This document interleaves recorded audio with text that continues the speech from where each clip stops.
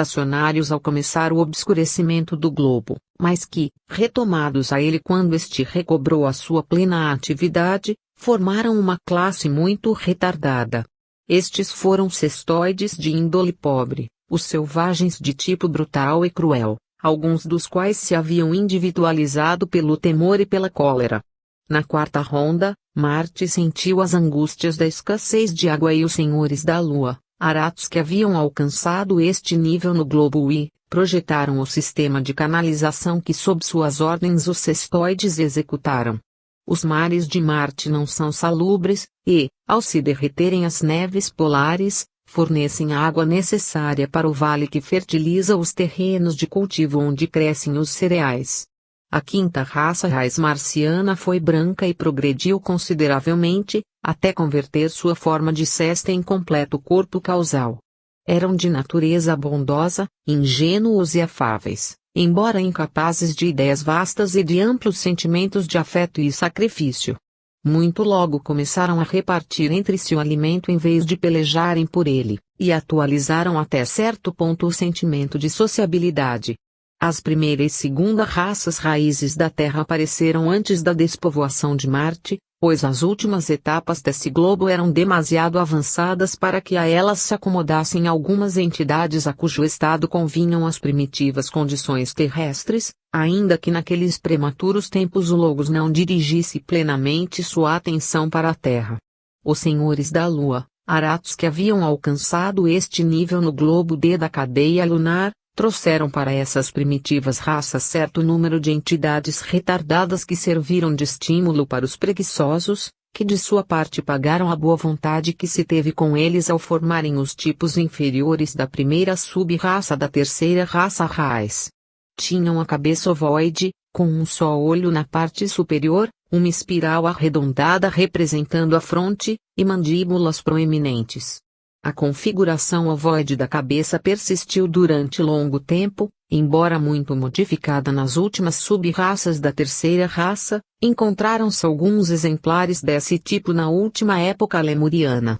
Os indivíduos de pele azul que constituíram a poderosa sexta sub-raça, e as de pele branca que formaram a sétima, foram os tipos mais belos, mas ainda com as características lemurianas e vestígios de cabeça ovoide por causa de suas testas achatadas. Durante as primeira e segunda raças, foi muito limitada a povoação da Terra, e parece que se lhe deu essa ajuda especial porque no quarto globo da quarta cadeia a porta estava fechada. Mais adiante se fez todo o possível para incentivar o progresso dos capazes de receber esse impulso, antes que a vinda dos senhores da chama na metade da terceira raça raiz impedisse quase por completo saltar o abismo entre o reino animal e humano. No fim da sua sétima raça raiz, tinha Marte uma população muito considerável a transferir-se para a Terra, a fim de encabeçar nela a terceira raça até que os egos mais adiantados da cadeia lunar viessem tomar a direção. Esses cestoides, que já então haviam completado o seu corpo causal, tinham progredido consideravelmente em Marte e eram os precursores de outros egos mais adiantados, cuja chegada se aproximava. Eles lutaram com os viscosos e invertebrados répteis selvagens a que as paragens de Xi'an chamam terríveis e malvados homens aquáticos, isto é, os reencarnados remanescentes das rondas anteriores, que haviam sido em Marte homens aquáticos, ou sejam, animais anfíbios e escamosos de aspecto semi-humano. Os diversos processos de reprodução característicos da terceira ronda, reaparecem nessa terceira raça e também simultaneamente em vários pontos da Terra. A massa geral da povoação passou pelas sucessivas etapas até chegar a ser em sua maior parte ovípara, pois houve alguns poucos aspectos em que persistiram os processos primitivos.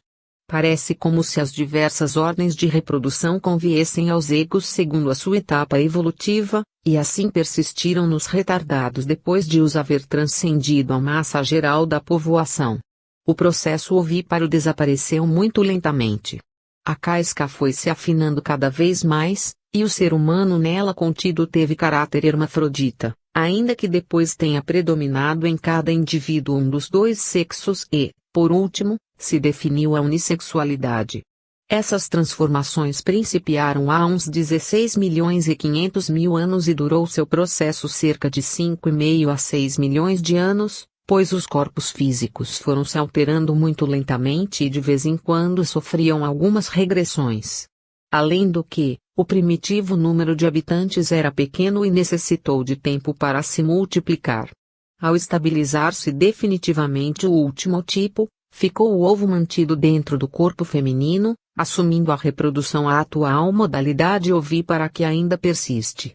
Em resumo, temos a primeira raça raiz, repetição da primeira ronda, em formas de nuvens etéricas, flutuantes de cá para lá numa cálida e pesada atmosfera, que envolvia um mundo desmembrado por cataclismos periódicos.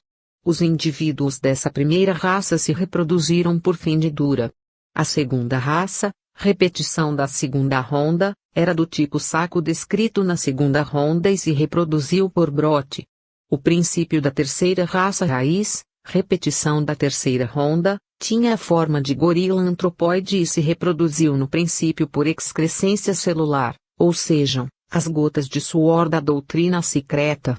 Depois veio a etapa ovípara e por último a unissexual.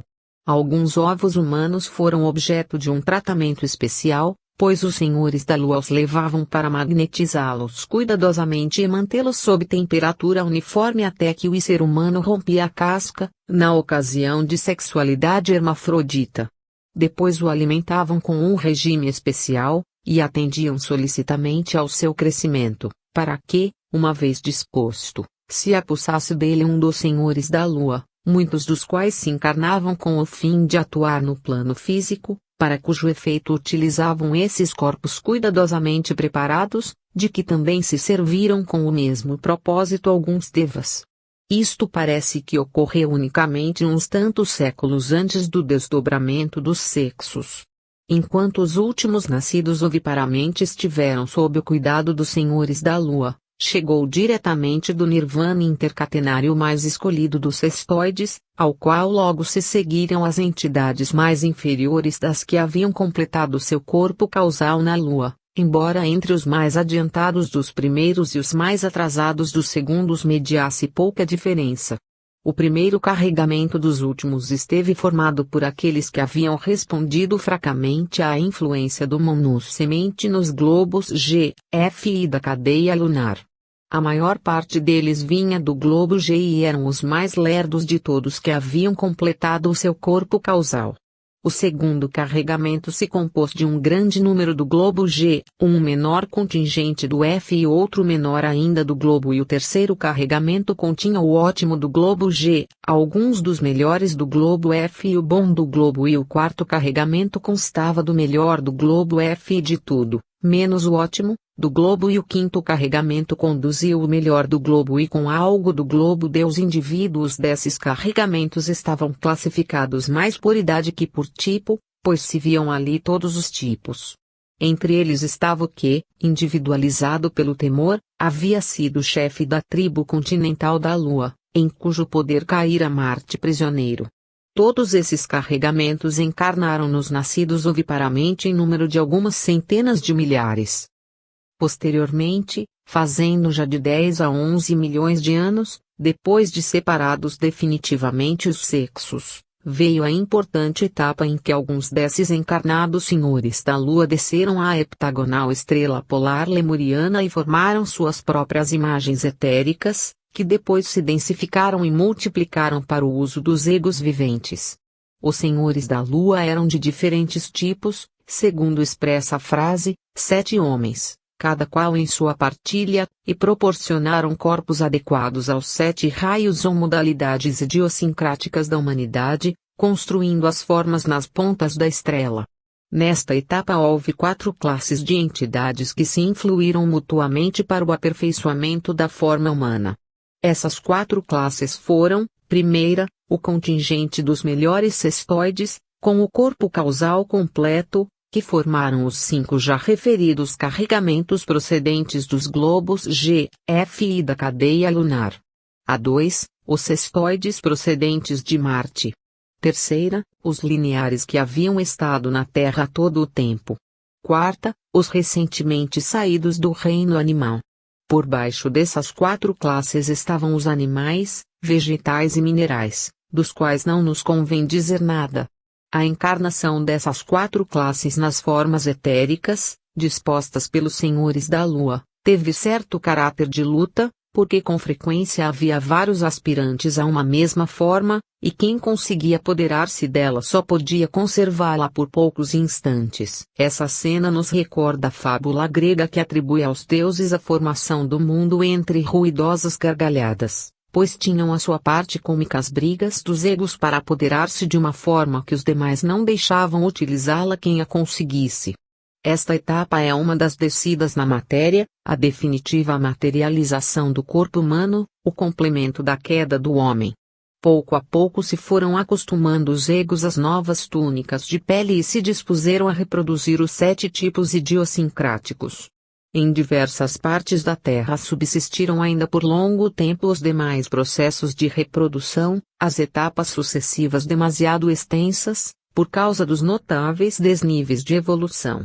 Porque as entidades vindas de outras rondas não haviam estado nas 2 primeiras raças terrestres, e as tribos em que persistiam os primitivos processos de reprodução se tornavam gradualmente estéreis, enquanto os tipos vivíparos se multiplicaram em grande número, até ficar definitivamente estabelecida na Terra a espécie humana tal qual a conhecemos agora. As formas plasmadas pelos senhores da Lua tinham aspecto formoso, mas como eram etéricas e, portanto, facilmente alteráveis, as aleijaram bastante os egos nelas encarnados. Os filhos nascidos dessas formas foram em verdade horríveis, pois seus procriadores estariam provavelmente acostumados a pensar na cabeça ovoide e na testa com depressão, do que proveio o reaparecimento dessa forma. Após haver evoluído várias gerações de seres definidamente humanos, descendentes das materializadas formas etéricas, os arates incitaram as entidades saídas dos globos A, B e C da cadeia lunar, a encarnarem-se nos corpos já dispostos então para sua morada, porque não lhes era possível continuarem ali a sua evolução. Deste contingente houve 3 carregamentos. 1. Mais de 2 milhões de indivíduos de cor alaranjada, procedentes do globo A. 2. Pouco menos de 3 milhões de indivíduos de cor dourada, procedentes do globo C. 3. Mais de 3 milhões de indivíduos de cor rosada, procedentes do globo C. Em conjunto somavam uns 9 milhões, e foram conduzidos para diferentes paragens da superfície do globo, com o propósito de formarem tribos. Os de cor alaranjada, ao verem os corpos que lhes eram oferecidos para se encarnarem, se recusaram a entrar neles, não por maldade, mas por orgulho, pois lhes pareceram desprezíveis tão repulsivas formas, e talvez também porque ainda conservavam sua repugnância pelo ajuntamento sexual. Em troca, os de cor amarela e os rosados obedeceram docilmente, e pouco a pouco melhoraram os corpos em que moravam. Esses indivíduos de cor rosada e os amarelos constituíram a 4ª sub-raça lemuriana, a primeira que em todos os aspectos, menos no embriônico, se pôde chamar humana e cuja origem cabe remontar à doação das formas. Convém notar que em A Doutrina Secreta Blavatsky pinta esta sub-raça de cor amarela, embora, evidentemente, se referisse às entidades de cor dourada, vindas do globo B da cadeia lunar, pois não é possível que mencionasse a coloração própria da 4ª sub-raça, porque esta era negra, como foram também, posteriormente, as classes inferiores da 6ª sub-raça, em que as classes superiores eram de cor azul, embora com um ligeiro fundo negro. Devido à recusa dos alaranjados, ficou indescoberto a área designada para eles, e os corpos em que teriam de morar caíram gostosamente em poder das entidades recém-saídas do reino animal, isto é, a mais ínfima das classes antes mencionadas, cujo tipo era paupérrimamente humano. Essas entidades não notaram grande diferença entre elas e as fileiras de que acabavam de sair, e daí proveio o pecado dos amantes. Convém frisar que os alaranjados criaram karma ao se negarem a ocupar seu devido lugar na obra de povoar a terra, pois posteriormente a lei da evolução os compeliu a encarnar-se, e tiveram de servir-se de corpos ainda piores e mais grosseiros que os recusados, já que os senhores da Lua estavam nessa ocasião empregados em outro trabalho. Desta maneira foram uma raça tardia, mas não de boa índole, que teve de passar por experiências desagradáveis, e o número de seus indivíduos escasseou por causa da constante colisão em que estiveram com a ordem comum, e foram amaciados pelos muitos sofrimentos que experimentaram entre as pessoas comuns.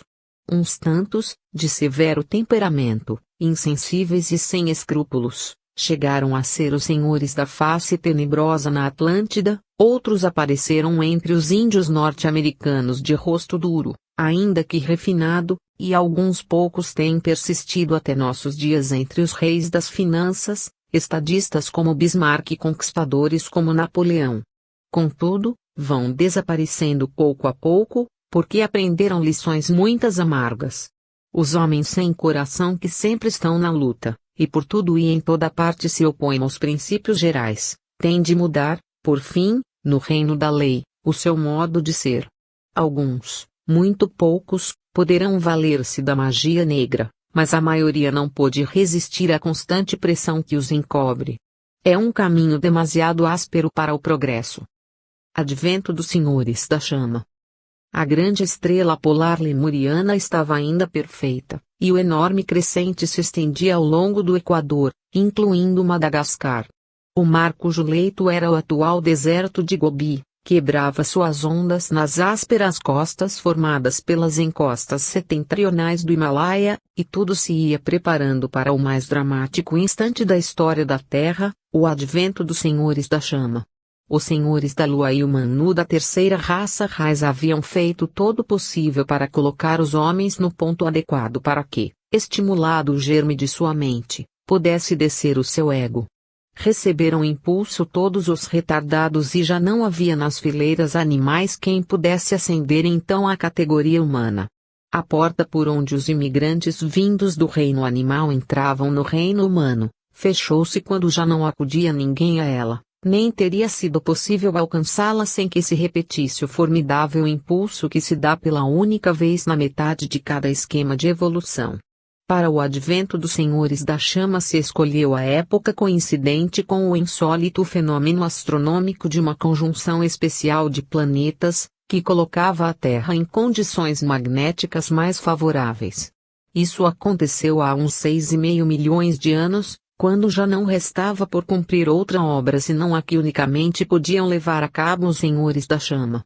Com o estrondoso bramido de uma torrente envolta em ardentes nuvens que cobriam o firmamento de extensas línguas de fogo, descendo então de inconcebíveis alturas, relampejou através do espaço a carruagem dos Filhos do Fogo, dos Senhores da Chama, que, vindos de Vênus, pousaram sobre a Ilha Branca risonhamente estendida no seio do mar de Gobi.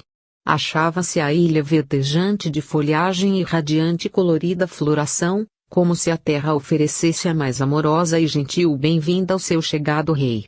Ali permaneceu ele, o donzel de 16 estios, Sanat Kumara, a eterna e virginal juventude, o novo governador da terra, que veio a seu reino acompanhado de seus discípulos, os 3 Kumaras, seus auxiliares imediatos.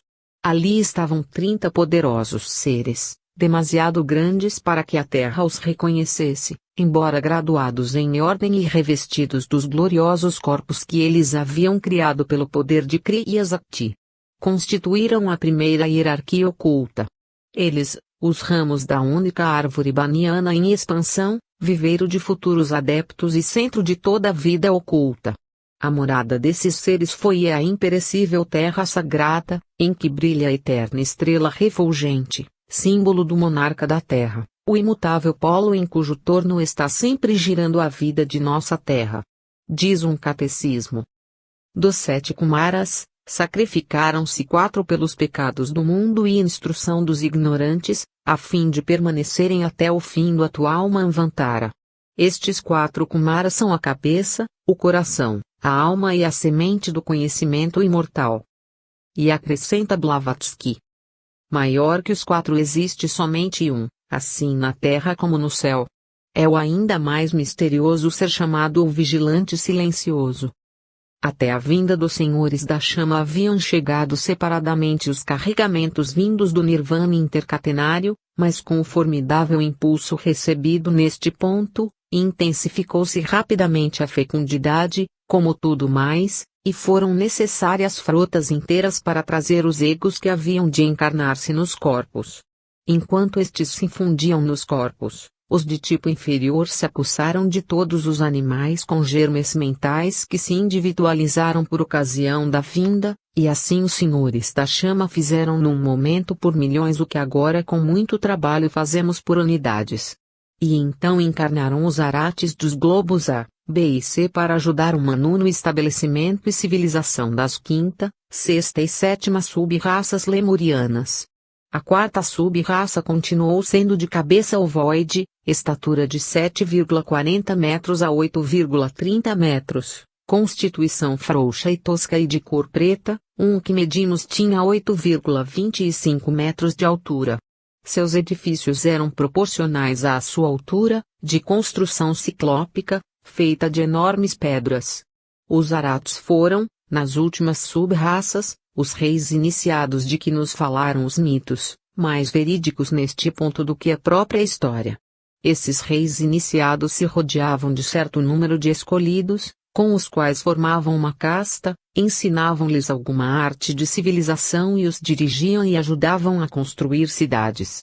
Segundo essas instruções, levantou-se uma grande cidade na atual ilha de Madagascar, e muitas obras se edificaram sobre o grande crescente. Como já dissemos, o estilo arquitetônico foi colossal e de imponente grandiosidade. Durante esse longo período mudou o aspecto físico dos lemurianos. O olho central da parte superior da cabeça, à medida que cessava de funcionar, foi se retirando da superfície para o interior, até formar a glândula pineal, ao passo que os dois olhos, no princípio um de cada lado da cabeça, começaram a se pôr em atividade. A fábula grega dos ciclopes é evidentemente uma tradição da primitiva época lemuriana. Havia então alguns animais domésticos, e vimos um lemuriano de cabeça ovoide que conduzia um monstro escamoso, de aparência quase tão repulsiva como a de seu amo. Comiam-se animais crus de toda a espécie, pois a algumas tribos humanas não lhes repugnava a carne, e certos bichos como as nossas lesmas, caracóis e lagartas, porém muito maiores que seus degenerados descendentes, eram um saboroso bocado para os lemurianos. Durante o desenvolvimento da sexta sub-raça, foram enviados para a Terra, do Nirvana intercatenário, numerosos iniciados com seus discípulos, para se encarnarem nos melhores corpos que até então houvessem sido formados pelo Manu da quarta raça raiz, a quem deviam ajudar. Nos melhores desses corpos se encarnaram os que haviam esgotado o karma, e seus ocupantes foram capazes de aperfeiçoá-los e obter deles quanto lhes foi possível pedir. Esses arates e seus discípulos atuaram sob a direção dos senhores da lua e dos manus das terceira e quarta raças raízes, e por sua ajuda evoluiu a sétima sub-raça, de cor branca azulada, que proporcionou homens e mulheres de tipo mais aperfeiçoado para servir de posterior modelo ao manu da quarta raça. Capítulo 8. A quarta raça raiz. Quase imediatamente após sua chegada, começou o chefe da hierarquia a tomar suas disposições para o estabelecimento da quarta raça raiz, valendo-se do futuro Manu para escolher os menores, mais densos e melhores dos tipos lemurianos aproveitáveis. Enquanto o estabelecimento e desenvolvimento da civilização sob a direção dos reis iniciados prosseguiam entre os lemurianos, o Manu da futura raça buscava diligentemente os egos mais adequados ao seu propósito, e lhes escolhia encarnações apropriadas. Primeiro reuniu milhares de indivíduos, e por fim escolheu um dentre eles, após provas que duravam vários anos, com muita dificuldade, sem dúvida, em achar dignos progenitores da raça que tinha de estabelecer. Separou tribos inteiras, cujos indivíduos se cruzaram em matrimônio durante longos períodos, e escolheu os exemplares que lhe pareceram mais adequados para serem transplantados, entrando ele e seus discípulos na ascendência desses escolhidos, a fim de realçar o nível físico do tipo humano. Efetuou o Manu, simultaneamente, diversas experiências nas pontas da estrela, aproveitando as diferenças de clima. A princípio pareceu tarefa impossível fazer nascer uma raça branca do matrimônio de negros e mulatos, porém, depois de gerações de seleção dentro de uma tribo, o Manu logrou escolher um ou dois indivíduos e emparelhá-los com um ou dois semelhantemente selecionados de outra tribo. O Manu da terceira raça havia desenvolvido um tipo de cor azul para sua sexta sub-raça e outro branco azulado para a sétima sub-raça, embora a massa geral dos lemurianos continuasse sendo negra.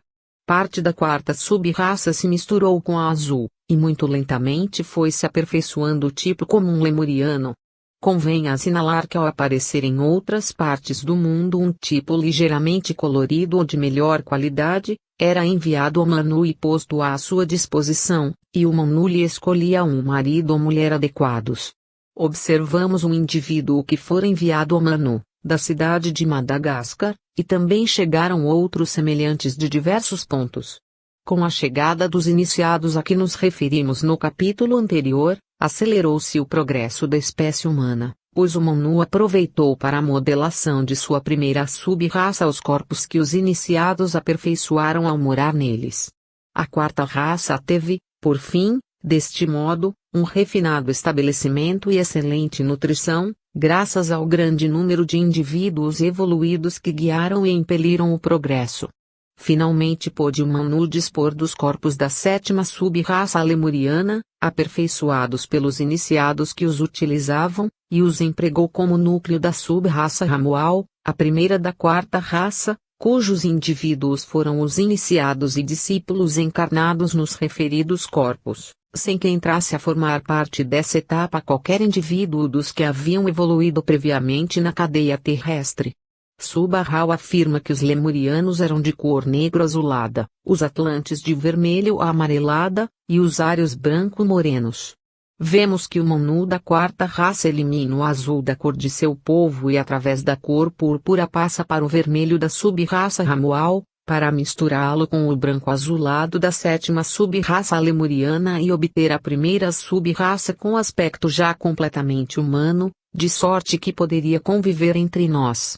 Uma vez completamente estabelecida a raça tipo, o Manu dispôs dos materiais necessários para o intenso vermelho escuro dos toltecas, a terceira sub-raça, que constituiu o povo mais esplêndido e imperial da Atlântida e reteve por muitos milhares de anos o governo do mundo. Após longo período de paciente trabalho e cerca de 1 milhão de anos de inquietudes e cuidados, conseguiu o Manu produzir uma formosa semelhança do tipo que lhe havia sido encomendado. Fundou então, definitivamente, a raça, ele próprio tomou o corpo, e em sua própria família se encarnaram os seus discípulos, para que desta forma constituísse sua posteridade a raça por ele estabelecida. Em sentido estritamente liberal, o Manu de uma raça é o seu progenitor, pois toda ela descende fisicamente de seu Manu. No entanto, os descendentes imediatos do Manu não eram de aspecto muito agradável, se o julgarmos por nosso padrão atual, embora valessem muito mais que o resto dos povos. Eram de estatura menor e de organização nervosa rudimentar, com o corpo astral ainda imperfeito.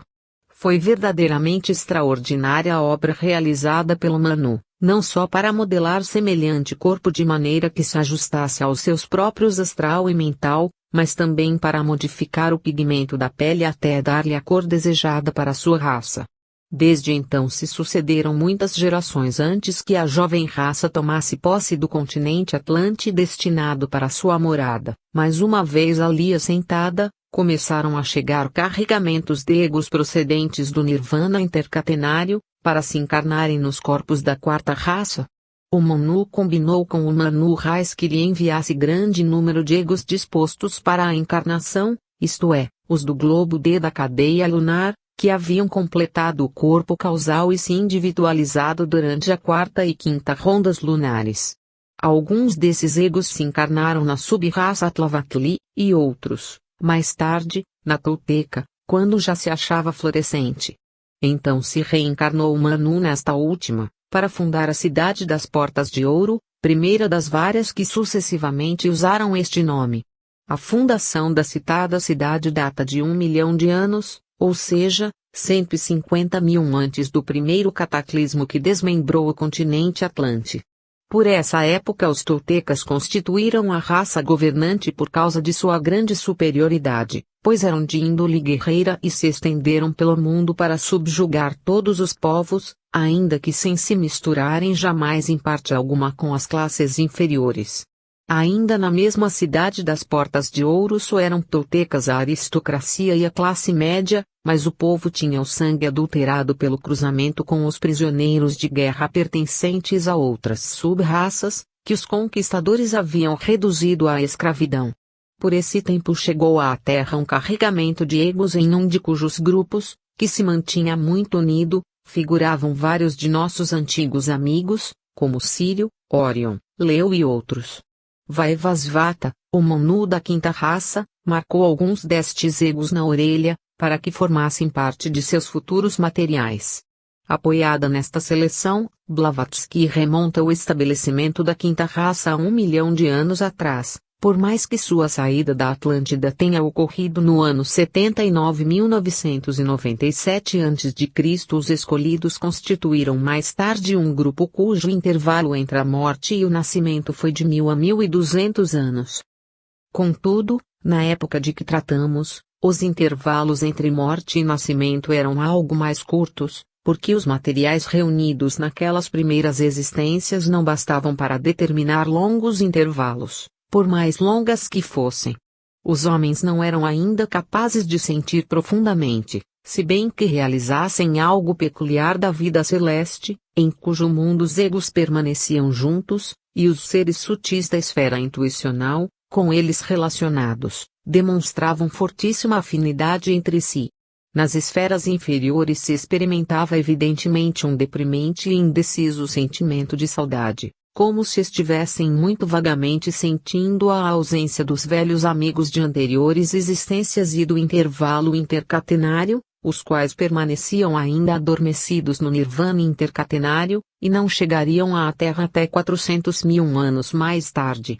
Na esfera intuicional, o grupo de 700 anos de intervalo estava relacionado com o grupo de 1.200 anos, mas, quando o primeiro grupo chegou à Terra, houve uma época de geral regozijo entre os egos da esfera mental superior, porque iam com eles os futuros mestres a quem amavam e veneravam profundamente. Os diretamente relacionados com alguns indivíduos do primitivo grupo estavam ainda no Nirvana, e outros haviam chegado à Terra com o grupo dos 1.200 anos, contando-se entre eles os dois futuros mestres que na última encarnação foram de nacionalidade inglesa. A fim de que todos os indivíduos estivessem juntos numa mesma encarnação, foi preciso retardarem uns e adiantarem outros o renascimento. Em uma daquelas vidas primitivas, um guerreiro chamado Corona, procedente da cidade das Portas de Ouro, submeteu a tribo Tlavatli em que nossos amigos haviam se encarnado, e ainda que inconscientes dos laços que a eles o ligavam, recebeu a influência e os tratou com doçura, de modo que em vez de os escravizar, lhes outorgou várias melhoras e incorporou a tribo ao Império Tolteca. Sírio renasceu umas tantas vezes na sub-raça Tlavatli até passar para a Tolteca. Mais adiante o vemos encarnado entre os Remoais, a fim de se relacionar com Ursa e outros companheiros. Depois passa a várias existências na quarta sub-raça, a Turânia, etapa chinesa, e outras tantas na sexta sub-raça, ou acadiana. Posteriormente o vemos dedicado ao comércio num povo semelhante aos futuros fenícios. Não se encarnou nas sub-raças por ordem sucessiva, mas é atualmente muito difícil generalizar sobre essa questão. Continuavam chegando à Terra carregamentos de egos, e a causa principal de sua separação parece que foi a maneira de se individualizarem. Estavam misturados egos de todos os raios e temperamentos, embora de semelhante grau de desenvolvimento geral, mas não estavam aqueles egos que diferiam nos intervalos entre a morte e o renascimento, nem tampouco se misturavam as numerosas classes de homens lunares e animais homens.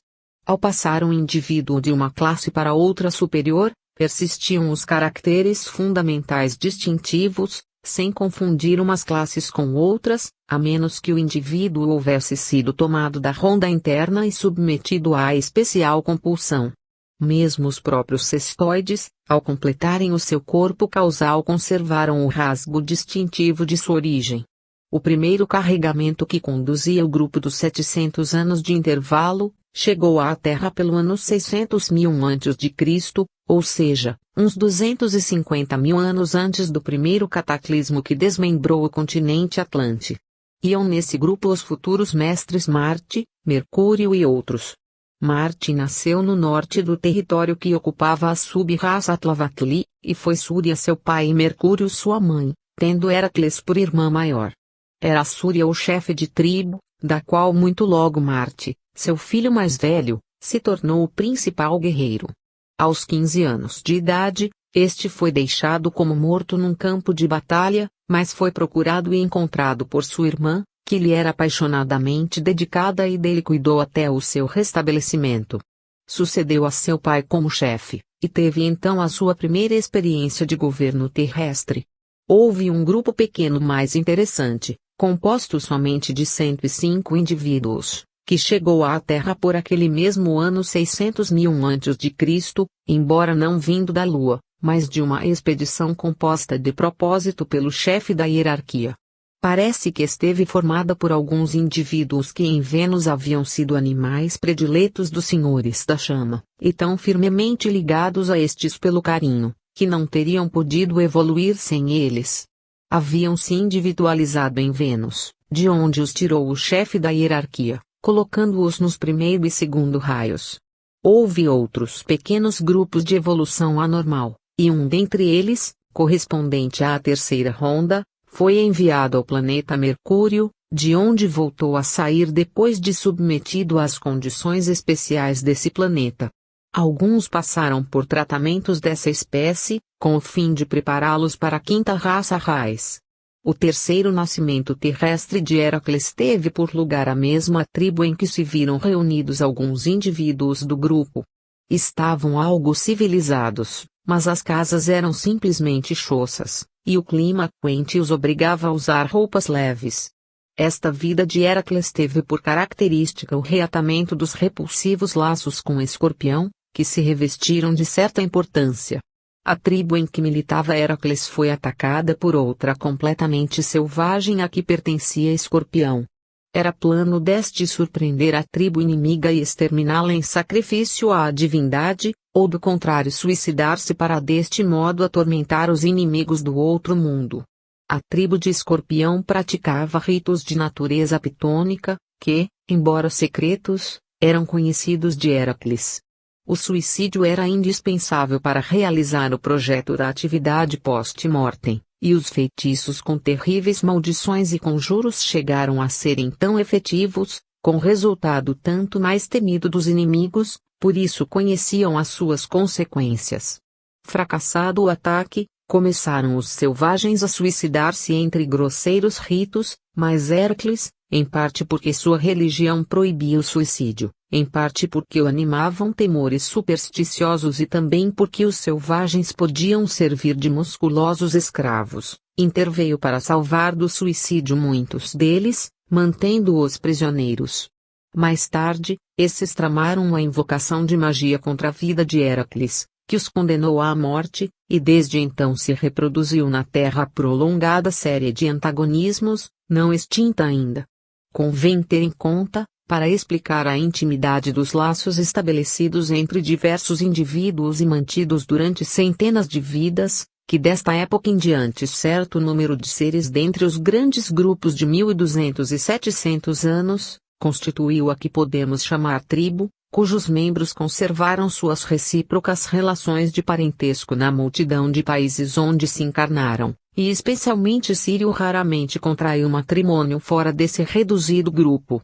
Numa rápida visão, vemos que algumas vezes esteve reunida toda a tribo, como, por exemplo, quando Marte era rei da cidade das Portas de Ouro, quando foi imperador no Peru, no continente, perto da Ilha Branca, sob o mando do Manu, e nos começos da segunda e terceira sub-raças arianas, na época das emigrações, para citar só uns poucos exemplos.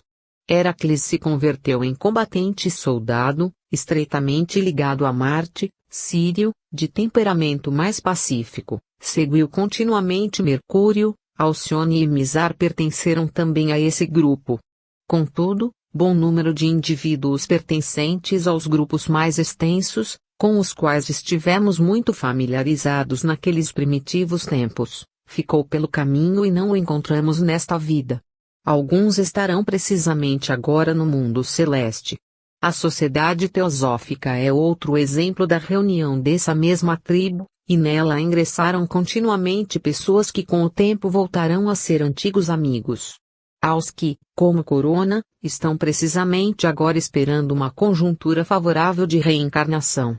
Por longo tempo continuaram chegando carregamentos à Terra, até que cessou a remessa ao ocorrer a catástrofe de 75.000 anos antes de Cristo, de modo que a frase porta fechada se aplica unicamente à passagem do reino animal para o reino humano, mas não às entidades cujo corpo causal estava já desenvolvido. Os monos antropóides cujos corpos são humanos, segundo afirma Blavatsky, pertencem ao reino animal da Lua, mas não ao da Terra, pois se encarnaram nos corpos engendrados pelo pecado dos amantes, e são os gorilas, chimpanzés, orangotangos, cinocéfalos e longímanos. Habitam na África, onde se podem encarnar entre as ainda existentes insignificantes raças humanas do tipo lemuriano. No ano 220.000 a.C. vemos Marte no trono imperial da Cidade das Portas de Ouro, com o título hereditário de Rei Divino, transmitido pelos grandes iniciados dos primeiros tempos, que haviam governado no passado. Mercúrio era o hierofante maior, ou sumo pontífice da religião do Estado. Cabe notar que esses dois personagens aparecem unidos através dos séculos, um sempre como governante e guerreiro, e o outro sempre como instrutor e sacerdote. Também é notável que nunca vejamos Marte em corpo feminino, ao passo que Mercúrio o toma de quando em quando. A tribo ou grupo estava totalmente reunida naquela época.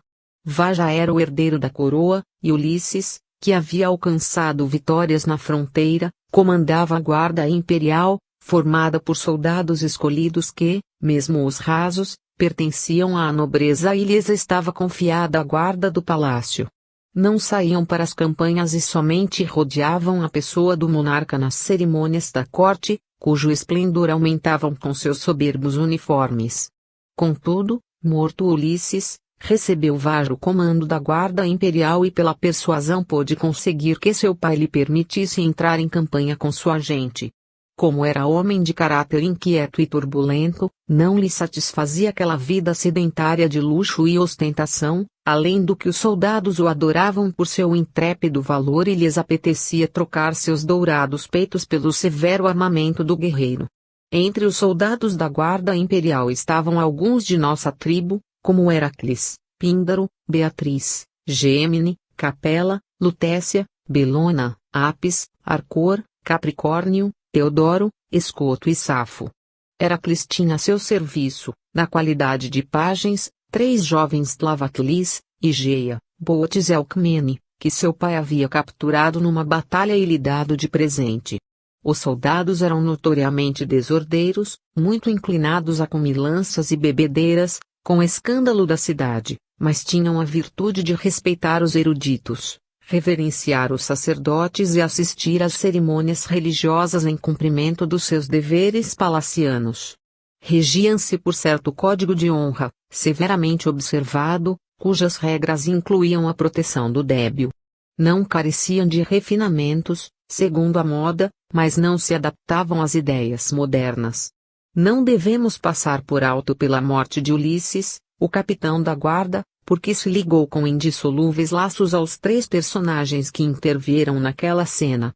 O imperador Marte havia posto ao cuidado do capitão da guarda seu filho Vaja, moço atrevido e inquieto, e como então se maquinavam perigosas conjuras na cidade das Portas de Ouro, e teria sido um grande triunfo para os conspiradores apoderarem-se da pessoa do príncipe herdeiro, não queria Ulisses deixá-lo sair sozinho do palácio, ainda que lhe desgostasse a proibição. Estavam um dia o capitão e o príncipe sentados fora do palácio, quando um bando de audazes conspiradores surgidos repentinamente dentre os arbustos, onde espreitavam ocultos, se atiraram contra ambos e os agrediram. O príncipe caiu sem sentidos, mas Ulisses, escudando-o com seu corpo, defendeu-se destemidamente contra os agressores enquanto gritava por auxílio, ao que, ouvido do palácio, acudiram alguns soldados da guarda, no momento em que o capitão, crivado de feridas, caía sobre o corpo do príncipe e escapavam os conspiradores. Os soldados carregaram os corpos desmaiados em direção ao palácio e os colocaram no salão do trono, aos pés do imperador ali sentado. Então, o moribundo capitão entreabriu os olhos e, voltando-os para o soberano, exclamou: "Perdoai-me, senhor, fiz tudo quanto pude." O imperador se aproximou dele e, banhando o dedo no sangue que lhe escorria do peito, assinalou-lhe a fronte com ele, e depois a sua própria e a seus pés, ao mesmo tempo que sua harmoniosa voz quebrava o silêncio da cena, dizendo: "Pelo sangue derramado em minha defesa e a dos meus, nunca jamais se romperão os laços entre nós. Vá em paz, fiel servidor e amigo." Os ouvidos apagados do moribundo puderam ainda escutar aquelas palavras. Ulisses sorriu e expirou. O jovem príncipe, que somente estava desmaiado, recuperou os sentidos. O vínculo perdurou milênio após milênio, e tornou-se o laço inquebrantável entre mestre e discípulos. As vidas de Heracles não ofereceram nada de notável durante longo tempo, pois quando se encarnava em corpo masculino, sua ocupação era a guerra, e quando em corpo feminino, era ter numerosa prole. A propagação da magia negra entre os atlantes motivou o segundo grande cataclismo do ano 200.000 a.C., que deixou as vastas ilhas de Ruta e Daitya como restos do vasto continente que havia unido a Europa e a África com a América. Subsistiram estas ilhas até que a catástrofe do ano 75.025 a.C. as submergiu nas águas do atual Oceano Atlântico. Durante os 100.000 anos seguintes, o povo atlante prosperou abundantemente, até formar uma poderosa e superexuberante civilização, cujo foco era a cidade das Portas de Ouro, de onde foi se difundindo por toda a África e Ocidente. Mas, infelizmente, com a civilização se propagou também o conhecimento do domínio da natureza, que aplicado para fins egoístas, e magia negra. Nela caíram em maior ou menor grau alguns indivíduos de nosso grupo, umas vezes por haver nascido no seio de famílias magonegras e outras porque a praticaram em brincadeiras e ficaram algo contaminados com suas práticas.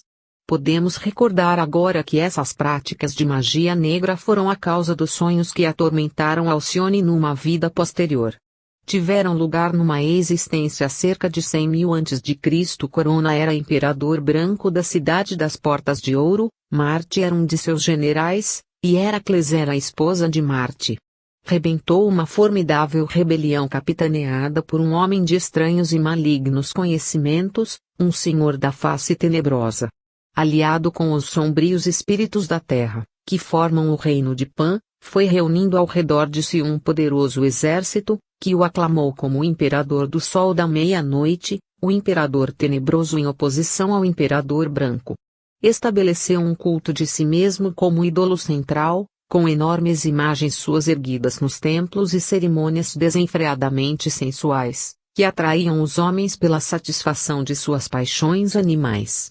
Opostamente à branca cripta de iniciação na cidade das Portas de Ouro, estabeleceu-se a cripta tenebrosa para celebrar os mistérios de Pan, o deus da terra.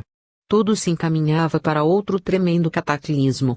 Umas 120 vidas atrás, era Alcione filho de um seguidor dos abomináveis ritos desse tenebroso culto, mas ainda que no princípio se mantivesse muito afastado deles e se retraísse das selvagens orgias de bestialidade que avassalavam a maioria dos adoradores, acabou, como vulgarmente acontece, por prender-se à beleza de uma mulher e nisso encontrou um destino adverso. Aquele sucesso nos faz conhecer as condições que posteriormente descarregaram sobre os atlantes a pesada sentença pronunciada pela hierarquia oculta. Capítulo 9. A magia negra entre os atlantes. Episódio. Alcione está meio adormecido, meio desperto, na musgosa e inclinada margem de um tumultuoso curso d'água. seu rosto, mais ansioso que perplexo, reflete a perturbação de sua mente. É filho de uma rica e poderosa família pertencente ao sacerdócio do sol de meia-noite, dedicado ao serviço dos deuses do mundo inferior, cujos sacerdotes buscavam na escuridão da noite, nas tenebrosas cavernas subterrâneas, a passagem para abismos cada vez mais profundos e desconhecidos. Então, as principais nações cultas da Atlântida se haviam dividido em dois campos opostos. Um deles tinha por metrópole sagrada a antiga cidade das Portas de Ouro, e conservava o tradicional culto de sua raça, o culto do sol, já na beleza do orto revestido das brilhantes cores da aurora e rodeado dos radiantes mancebos e donzelas de sua corte, já no auge de sua glória, em seu deslumbrante resplendor meridiano, quando difunde por toda parte seus cintilantes raios de luz e calor, já no esplêndido leito de seu ocaso, quando se colore de suavíssimos e esquisitos tons as nuvens, que atrás de si deixa como promessa de sua volta. O povo adorava o sol com danças, corais, incenso, flores, alegres cantos, trovas e baladas, oferendas de ouro e joias, e divertidos jogos e desportos. O imperador branco governava os filhos do refulgente sol, e sua estirpe havia mantido sobre eles durante milhares de anos indisputável senhorio. Mas, pouco a pouco, os distantes reinos governados por vice-reis se declararam independentes e estabeleceram uma confederação encabeçada por um homem de sinistra influência que apareceu entre eles. Esse homem, chamado Odoarpa, de caráter ambicioso e astuto, concebeu que, para consolidar a federação e fazer oposição ao imperador branco, era necessário recorrer à magia negra, pactuar com os moradores do mundo inferior e estabelecer um culto que atraísse o povo por meio dos prazeres sensuais e dos impiedosos poderes mágicos colocados em mãos de seus adeptos.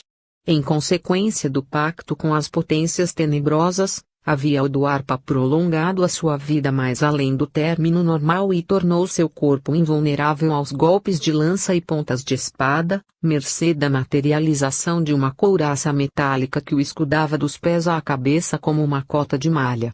Aspirava Odoarpa ao poder supremo e estava a caminho de alcançá-lo, com a presunção de coroar-se no palácio da cidade das Portas de Ouro. O pai de Alcione era um dos mais íntimos amigos de Odoarpa, cujos ocultos projetos conhecia, e ambos esperavam que o rapaz os ajudasse resolutamente na realização de suas ambições. Mas Alcione tinha desejos e esperanças distintos, que caladamente alimentava em seu coração. Havia visto em sonhos a majestosa figura de Marte, um dos generais de Corona, o imperador branco, havia recebido o influxo de sua profunda e dominante vista e escutado como se ao longe ressoassem estas palavras: Alcione, és meu e dos meus, e certamente virás a mim e te reconhecerás como meu. Não te comprometas com meus inimigos, porque és meu. E Alcione havia prometido ser súdito de Marte, como os subordinados de seu senhor. Nisto pensava Alcione, embalado pelo rumor do pequeno curso d'água, porque sentia em si outra influência e seu sangue circulava ardente em suas veias. Desgostoso Odoarpa da indiferença, ou melhor, do retraimento de Alcione no tocante ao culto religioso, mesmo em seus ritos externos de sacrifícios animais e excitantes bebedeiras, pensou em atraí-lo para os ritos secretos pelos agrados de uma jovem, cisne, bela como o estrelado céu da meia-noite, que o amava profundamente sem lhe haver conseguido cativar o coração. Entre o fosco brilho e a semifascinadora vista dos olhos de cisne, flutuava a esplêndida visão, e de novo ouvia as comoventes e murmurantes palavras: és meu. A mãe de cisne, velha bruxa da pior espécie, sugeriu à sua filha o único meio possível para conquistar o coração de Alcione, que foi o de obter dele a promessa de que a acompanharia às criptas em que se celebravam os ritos mágicos trazidos de seus antros pelos moradores do mundo inferior, para adquirir mediante esses ritos o proibido conhecimento de mudar a figura humana em animal, e dar com isso rédeas soltas às brutais paixões da luxúria e crueldade ocultas no homem. Movida por sua própria paixão, Cisne influiu habilmente no coração de Alcione, até converter-lhe em fogo a indiferença, não em fogo permanente, mas que realmente ardia enquanto durava. Então sua paixão se inflamou, e acabou por abalá-lo o poder sedutor dela. Pois mal havia ela se despedido dele, após arrancar-lhe a promessa de se encontrar com ela logo depois do sol posto, nas imediações da cripta onde se celebravam os mistérios. Sentia-se ele em luta entre as ânsias de segui-la e sua repugnância pelas supostas cenas em que o esperariam para tomar parte. O sol mergulhou no horizonte e a noite envolveu o céu em seu manto, enquanto Alcione ainda permanecia pensativo, mas bruscamente se pôs de pé, agora com mente decidida, e dirigiu seus passos para o Rendezvous. Com surpresa sua, estava reunido naquele lugar um número considerável de pessoas.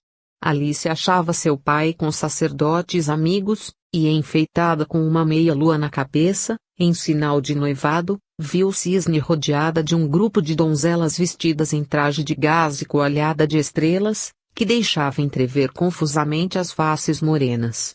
Também o aguardava um grupo de jovens de sua idade, entre os quais reconheceu seus mais íntimos amigos que, vestidos de malhadas peles de animais e levando leves símbolos que entrechocavam, dançavam ao redor de Alcione como faunos.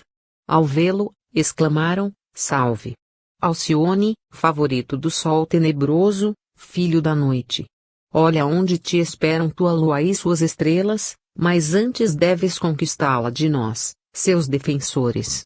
Subitamente foi Cisne lançada no meio dos dançarinos, e desapareceu na escuridão da cripta escancarada em frente, ao mesmo tempo que alguns pegaram Alcione, o despiram de suas vestimentas e lhe puseram uma pele semelhante à que vestiam. Transtornado e fora de si, lançou-se então Alcione na sequência de Cisne, enquanto aquele tropel exclamava entre risos e vozes: "Eia! Jovem caçador, sê célere, antes que os sabujos abatam tua querida." Após rápidos minutos, Alcione, seguido muito de perto pelo tropel de jovens uivantes, correu para a cripta e se viu num espaçoso salão iluminado de luz avermelhada. No centro se erguia um enorme dossel vermelho matizado de grandes carbúnculos que refletiam para trás a luz, como borbotões de sangue aceso. Sob o dossel havia um trono de cobre marchetado de ouro, e diante dele uma entreaberta cratera da qual brotavam sinistras e brilhantes línguas de fogo. Pesadas nuvens de incenso enchiam o ar, intoxicando e enlouquecendo. O tropel empurrou Alcione para diante, até metê-lo num desenfreado e tumultuoso torvelinho de dançarinos, que rodeando o encoberto trono, vociferavam, uivavam, atiravam-se ao ar em saltos selvagens e gritavam: "Odoarpa! Odoarpa! Vem, que estamos ansiosos por ti." Ao redor da cripta ressoou um surdo rumor de trovão cada vez mais alto, até dar horroríssimo estalo precisamente acima das cabeças. As chamas saltaram então com maior violência, e entre elas apareceu a poderosa figura de Odoarpa, semelhante à de um arcanjo caído, com a magia de sua postura severa e majestática e seu semblante mais triste do que grave, mais robustecido por seu indomável orgulho e férrea resolução. Sentado Odoarpa no trono e acomodados por toda parte todos que o seguiam, os quais, tristes e silenciosos, não participaram do desenfreio, ele levantou a mão em sinal de que continuassem a insensata orgia. E os selvagens saíam dentre as bordas da cratera. Alcione, ao ver Cisne em meio dos mancebos e donzelas, atirou-se para ela como um louco, mas ela esquivou o encontro e sua comitiva zombou dele, de modo que só pôde tocá-la para convencer-se de que a haviam arrebatado para fora de seu alcance. Por último, fora de si e ofegante, deu um desesperado empurrão e os do cortejo escaparam então cada qual com uma rapariga, deixando que Alcione se arremessasse sobre o Cisne para estreitá-la em seus braços. Naquele ponto cresceu a orgia desenfreada, e entraram os escravos, uns com enormes cântaros de licores ardentes e outros com copos para distribuí-los. A embriaguez da bebida se acrescentou à do baile, e as sinistras luzes tomaram as vermelhas tintas do crepúsculo. Sobre o resto da orgia é preferível calar a escrever. Mas eis que do mesmo lugar por onde havia aparecido Odoarpa chega uma estranha procissão de peludos bípedes de longos braços e garras nos pés e mãos, com cabeça de bruto e cobertos de crinas que lhes caíam sobre os ombros, horrorosas e assustadoras figuras que, sem serem de todo definidas, eram horrivelmente humanas. Nas recurvadas mãos levavam caixas e redomas, e ao se unirem aos mais desenfreados dançantes, aumentaram com embriaguez e luxúria a loucura daqueles dissolutos, cujos corpos os monstros lambuzaram com a gordura que levavam nas caixas, e lhes deram a beber o conteúdo das redomas. Então caem sem sentidos ao solo,